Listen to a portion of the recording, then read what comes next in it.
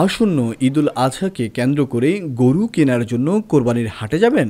তবে অনেক ক্ষেত্রেই গরুর বাজারে গেলে আপনাকে মাথায় রাখতে হবে গরুর লাত্তি খাওয়া, রোগ আক্রান্ত গরু চিনতে পারা, দালাল চক্র, কমিশন সহ নানা রকমের সমস্যার কথা।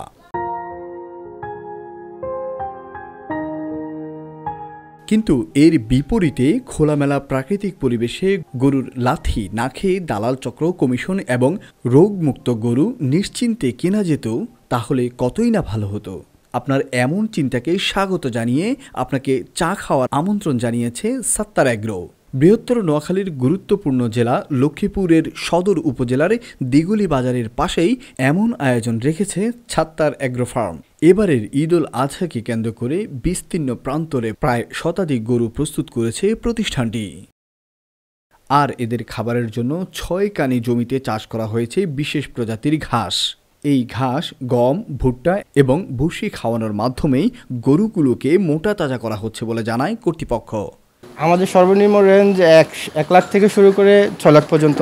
আমাদের রেসপন্স মোটামুটি ভালো। আমরা তো সব কিছু অর্গানিক করতেছি, তো ঘাস, সাইলেজ এগুলো দিয়ে শুরু করতেছি, তো আমাদের রেপুটেশন ভালো।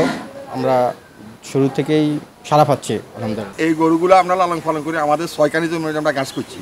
আমরা এই কাঁঠালির মধ্যে মনে করেন ৫ কানি জমি, এইদিকে আছে ১ কানি জমি, ৬ কানি জমিতে ঘাস করছি। ঘাস আর আমাদের আমরা এই ঘাস আনি গরুরে খাওয়াই। আল্লাহ রহমত আমাদের গরু লালন পালন করতেছি।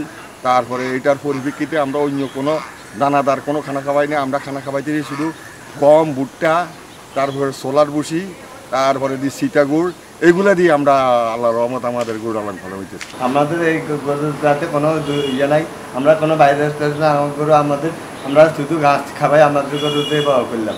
আপনার কুরবানির পশু কেনার পূর্বে অবশ্যই ঘুরে যেতে পারেন এই সাত্তার অ্যাগ্রো ফার্ম থেকে। নোয়াখালী টিভি, বৃহত্তর নোয়াখালীর প্রতিচ্ছবি।